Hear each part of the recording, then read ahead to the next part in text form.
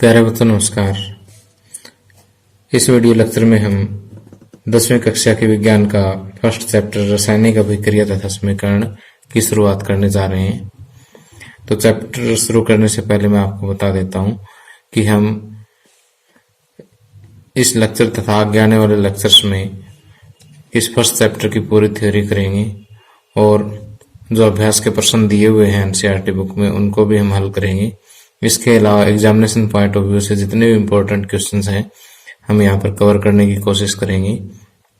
और स्टूडेंट्स की सुविधा के लिए जो है मैंने पूरे चैप्टर के नोट्स प्रिपेयर कर दिए हैं और इसका लिंक भी नीचे डिस्क्रिप्शन में दे दिया गया है, तो वहां से आप चाहें तो इसे रीड भी कर सकते हैं और डाउनलोड भी कर सकते हैं।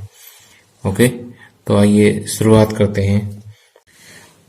अब देखिए कि सबसे पहला टॉपिक आता है कि रासायनिक अभिक्रिया क्या होती है। रासायनिक अभिक्रिया को समझने के लिए आइए पिछली कक्षाओं में हमने 2 टॉपिक पढ़े थे, उनको मैं फटाफट रिवाइज करवा देता हूं। पहला है भौतिक परिवर्तन और दूसरा है रासायनिक परिवर्तन।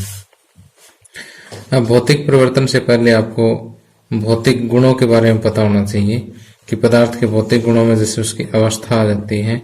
अवस्था जैसे 3 मुख्य अवस्थाएं होती है, ठोस, द्रव और गैस। और भौतिक गुणों में आ जाता है रंग और उसकी गंध आदि, ये भौतिक गुण कहलाते हैं। ठीक, तो जब किसी पदार्थ के भौतिक गुणों में परिवर्तन होता है तो ऐसा परिवर्तन क्या कहलाता है? भौतिक परिवर्तन कहलाता है। उदाहरण के लिए जैसे हमारे पास बर्फ है, बर्फ को अगर आप गर्म करोगे तो इसका क्या बन जाएगा? पानी यानी जल बन जाएगा। और पानी को फिर गर्म करोगे तो क्या बन जाएगी? इसकी भाप बन जाएगी। तो यहाँ देखिए अवस्था में परिवर्तन हो रहा है कि पहले ठोस अवस्था थी, पानी द्रव अवस्था में आ गया, भाप गैसीय अवस्था में आ गई। अब उल्टा भी अगर हम पढ़े तो अगर भाप को ठंडा कर दोगे तो पानी बन जाएगा, पानी को ठंडा कर दोगे तो बर्फ बन जाएगी। तो इस तरह से देखिए अवस्था में परिवर्तन हो रहा है। तो ये जो परिवर्तन है क्या है? भौतिक परिवर्तन है। अब भौतिक परिवर्तनों की खास बात है कि यहाँ पर कोई नया पदार्थ नहीं बनता, नए पदार्थ का निर्माण नहीं होता। ओके, और दूसरा अगर परिवर्तन का कारण अगर हम हटा लेते हैं तो ये पुनः प्रारंभिक पदार्थ का रूप धारण कर लेता है। तो जैसे मान लीजिए बर्फ का टेम्परेचर आप बढ़ा देते हो, पानी बन जाएगा। तो बर्फ से पानी बनने का कारण क्या था? टेम्परेचर बढ़ाना था। अगर आप टेम्परेचर कम कर देते हो, वापस वही टेम्परेचर ला देते हो, तो पानी वापस बर्फ बन जाएगा। तो देखिए यहाँ पर बर्फ से पानी बना तो है तो पानी पहले ठोस अवस्था में था, अब द्रव अवस्था में आ गया, नया पदार्थ तो कोई बना नहीं है। तो यहाँ पर खास बात यह है कि भौतिक परिवर्तन में किसी नए पदार्थ का निर्माण नहीं होता। ओके, जबकि रासायनिक परिवर्तन में नए पदार्थ का निर्माण होता है। जैसे हम कोयले को जलाते हैं, कोयले में क्या होता है? कार्बन होता है। कार्बन जब हवा में जलेगा, हवा की ऑक्सीजन जो है जलाने में सहायक होती है, तो क्या बनेगा? कार्बन डाइऑक्साइड गैस बनेगी। तो देखिए यहाँ पर कोयला जो है CO2 कार्बन डाइऑक्साइड गैस का रूप ले गया। तो यहाँ पर देखिए कि नया पदार्थ बना, इसके गुण भी जो है नए हैं। अब आइए मैं आपको रासायनिक परिवर्तन का एक इंटरेस्टिंग सा उदाहरण और बताता हूँ कि जैसे एक हाइड्रोजन गैस है और ऑक्सीजन गैस है, ये दोनों गैसें मिलकर के क्या बनाती है? जल बनाती है, पानी बनाती है। ठीक, तो यहाँ ये याद रख लीजिए कि हाइड्रोजन के 2 अणु और ऑक्सीजन का 1 अणु मिलकर के जल के 2 अणु बनाते हैं। तो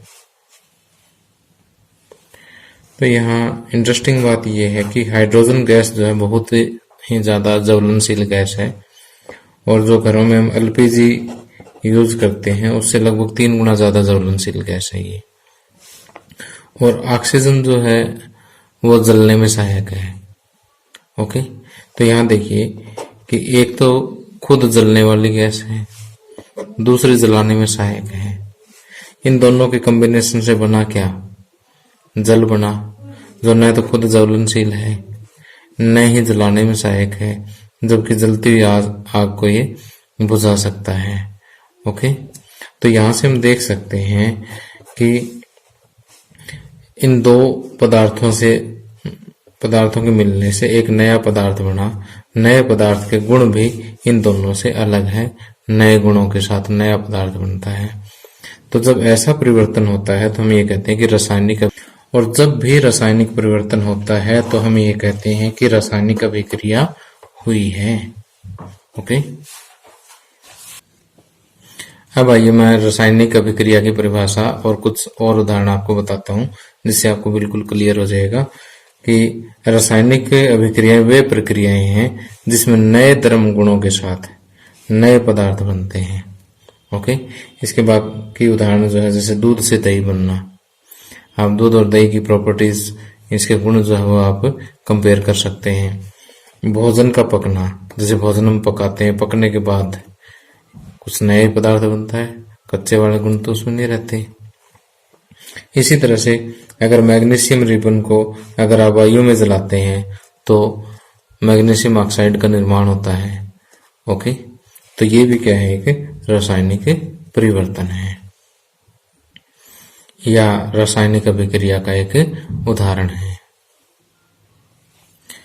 अब आइए देखते हैं कि रासायनिक अभिक्रियाओं के मुख्य अभिलक्षण कौन कौन से हैं। अब देखिए कि यहाँ पर हमने 5 अभिलक्षण बताए हैं। इनमें से एक या एक से अधिक जो अभिलक्षण जो है एक रासायनिक अभिक्रिया में आप देख सकते हैं। तो जो प्रमुख अभिलक्षण है उनमें से पहला है जैसे गैस का उत्सर्जन है, कि रासायनिक अभिक्रियाओं के दौरान जो है गैस उत्सर्जित होती है। तापमान में परिवर्तन होता है, अवक्षेप बनते हैं। अवक्षेप क्या होते हैं वो भी मैं आपको बताऊंगा। और अवस्था में परिवर्तन हो सकता है और पदार्थ के रंग में भी परिवर्तन हो सकता है। तो इनको मैं उदाहरण के द्वारा समझाता हूँ एक एक चीज को आपको। अभी देखिए हमने पढ़ा कि रासायनिक अभिक्रिया के मुख्य लक्षणों में पहला पॉइंट था कि गैस का निकास या गैस का उत्सर्जन। इसको मैं आइए एक उदाहरण के द्वारा समझाता हूँ कि यदि हम इस तरह से एक फ्लास्क के अंदर तन्नु सल्फ्यूरिक अम्ल के अंदर अगर जिंक डाल दें, दानेदार जस्ता डाल दें, तो इनके बीच में अभिक्रिया होती है और वहां से जो है क्या निकलेगा, एक हाइड्रोजन गैस जो है वो निकलेगी। ओके, दूसरा बिंदु हमने पढ़ा था तापमान में परिवर्तन।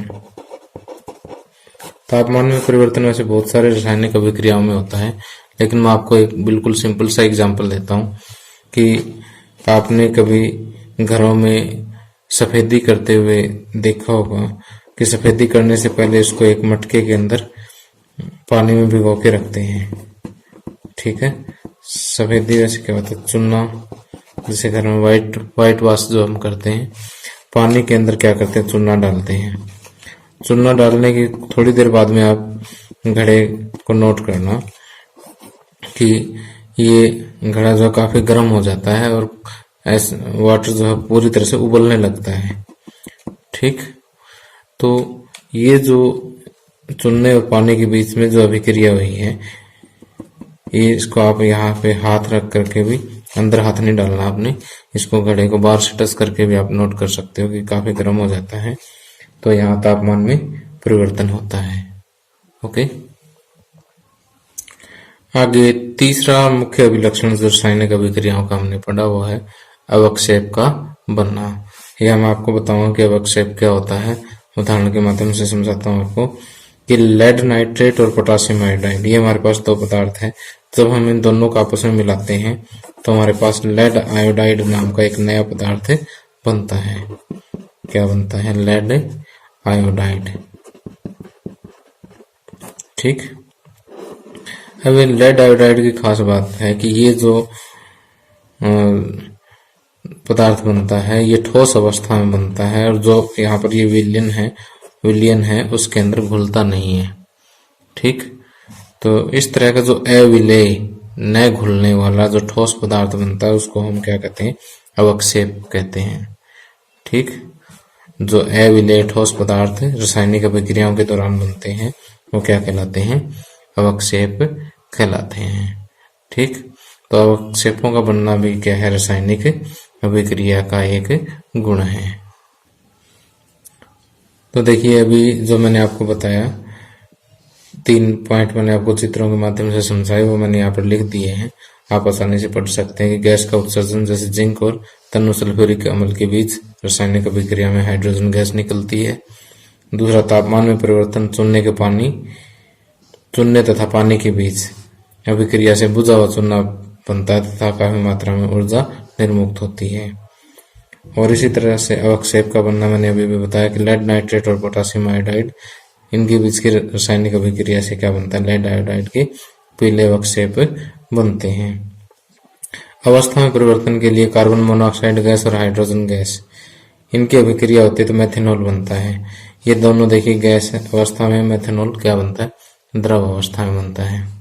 रंग में परिवर्तन, अब जैसे लोहे को जंग लगना, ये क्या है, रंग में परिवर्तन का एक उदाहरण है। ठीक, लोहा शुरू में एक चमकीली धातु होती है, लेकिन जब उसको जंग लग जाता है तो वो भूरा रंग का एक पदार्थ बन जाता है। तो यहाँ पर आप लोहे का जो मूल कलर है और जंग का कलर, उनमें डिफरेंस भी देख सकते हो। तो देखिए यहाँ रासायनिक अभिक्रियाओं के मैंने 5 मुख्य अभिलक्षण बताए हैं। तो एक बार इनके 500 पॉइंट्स आप अच्छे से याद कर ले, फिर धीरे धीरे इनकी जो उदाहरण है एक एक वो याद रख ले। इन उदाहरणों को देख के आपने घबराना नहीं है, आप थोड़ा सा 1-2 बार मतलब रिमाइंड करोगे तो ये अपने आप याद हो जाएंगे, कोई ज्यादा मुश्किल चीज नहीं है ये। अब अगली परिभाषा आती है कि रासायनिक समीकरण क्या होता है। अब जैसे मैंने आपको रासायनिक अभिक्रिया के उदाहरण में आपको बताया था कि जब मैग्नीशियम रिबन को ऑक्सीजन में जलाया जाता है तो मैग्नीशियम ऑक्साइड का निर्माण होता है। जो वाक्य मैंने अभी बोला, दोबारा से रिपीट कर रहा हूं कि जब मैग्नीशियम रिबन को वायु में जलाया जाता है तो मैग्नीशियम ऑक्साइड का निर्माण होता है। तो ये जो रासायनिक अभिक्रिया है, इसको यदि हम कुछ प्रतीक या सूत्रों द्वारा निरूपित कर दें तो वो एक नई जो एक्सप्रेशन आ जाती है, नया जो निरूपण आ जाता है, वो क्या कहलाता है, रासायनिक समीकरण कहलाता है। जैसे अभी हमने देखा कि मैग्नीशियम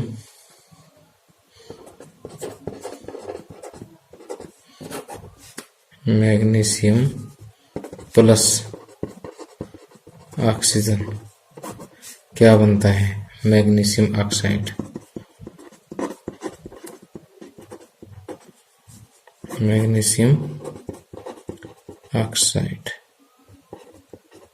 तो ये जो निरूपण हमारे पास आया है, ये क्या है, रासायनिक समीकरण है। इसको हम सिंबल्स के रूप में भी लिख सकते हैं। मैग्नीशियम का सिंबल क्या होता है, Mg होता है, ऑक्सीजन का O2 होता है और मैग्नीशियम ऑक्साइड का MgO होता है। ओके, तो देखिए रासायनिक समीकरण क्या होता है कि किसी रासायनिक अभिक्रिया का प्रतीकों और सूत्रों द्वारा निरूपण रासायनिक समीकरण कहलाता है। उदाहरण के लिए जैसे अभी मैंने जो बोल के बताया, वही रिएक्शन जो है हम इस तरह से प्रतीकों और सूत्रों के रूप में लिख सकते हैं। ठीक है, अब देखिए रासायनिक समीकरण में आगे आता है कि अभिकारक क्या होते हैं और उत्पाद क्या होते हैं। कि जो पदार्थ रासायनिक अभिक्रिया में भाग लेते हैं वो कहलाते हैं अभिकारक। क्या कहलाते हैं, अभिकारक। और अभिकारकों की जब आपस में अभिक्रिया हो जाती है तो जो नया पदार्थ बनता है उसको हम कहते हैं उत्पाद। ठीक, तो इस रिएक्शन में मैग्नीशियम और ऑक्सीजन क्या है, अभिकारक हैं। इनको अभिकर्मक भी बोल देते हैं, रिएक्टेंट्स इंग्लिश में बोलते हैं। और जो आगे जो पदार्थ बना उसे प्रोडक्ट या उत्पाद कहते हैं। ठीक,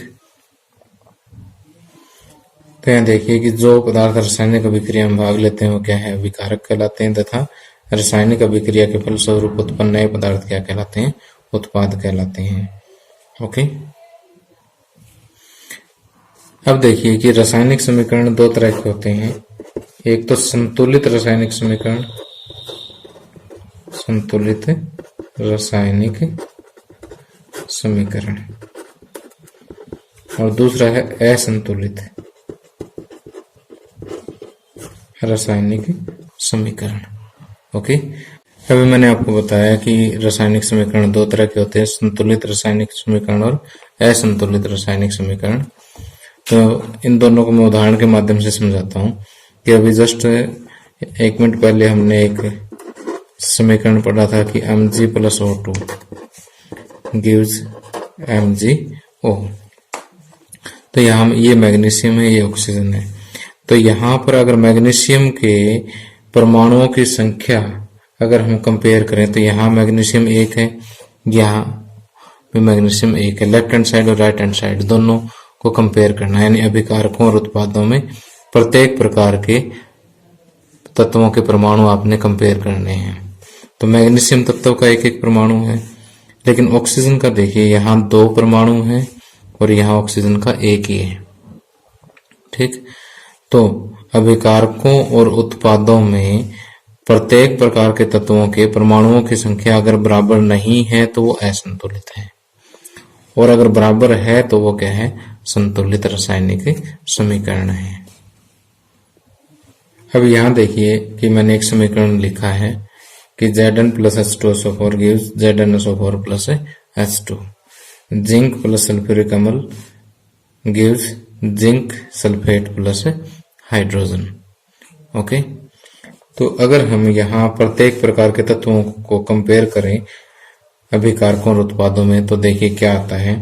अभिकारक में 1 जिंक है, उत्पाद में भी 1 जिंक है, यानी जिंक परमाणु, जिंक जो तत्व है उसके परमाणुओं की संख्या क्या है, बराबर है। अब आगे हाइड्रोजन देखिए, इधर 2 है, यहाँ भी हाइड्रोजन 2 है, सल्फर 1, यहाँ भी सल्फर 1, ऑक्सीजन 4, यहाँ ऑक्सीजन 4। तो इस रासायनिक समीकरण में देखिए कि प्रत्येक प्रकार के तत्वों के परमाणुओं की संख्या अभिकारकों और उत्पादों में क्या है, समान है। तो ऐसा रासायनिक समीकरण क्या कहलाता है, संतुलित रासायनिक समीकरण कहलाता है। तो जो मैंने समझाया वो यहाँ लिख भी दिया है कि ऐसा रासायनिक समीकरण जिसमें अभिकारकों और उत्पादों में प्रत्येक तत्व के परमाणुओं की संख्या बराबर हो, संतुलित रासायनिक समीकरण कहलाता है। उदाहरण मैंने आपको समझाई दिया है। असंतुलित में बाकी सारी लैंग्वेज मैंने वही ट्रेस की है कि ऐसा रासायनिक समीकरण जिसमें अभिकारकों और उत्पादों में से एक या अधिक तत्वों के परमाणुओं की संख्या क्या हो, असमान हो, असंतुलित रासायनिक समीकरण कहलाता है। ठीक, तो यहाँ उदाहरण मैंने आपको पहले समझाई दिया है। तो प्यारे बच्चों, इस वीडियो लेक्चर में इतना ही, और अगले वीडियो लेक्चर में मैं आपको बताऊंगा कि रासायनिक समीकरणों को संतुलित करना आवश्यक क्यों है।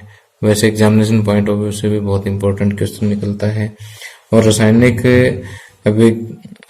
समीकरण लिखते टाइम जो है हमें किन किन निर्देशों का पालन करना होता है, ठीक है, वो भी हम यहाँ पर पढ़ेंगे। और रासायनिक समीकरण के फायदे क्या क्या हैं, या आपको क्या क्या जानकारी प्रदान करते हैं, ये भी हम अगले लेक्चर में पढ़ेंगे।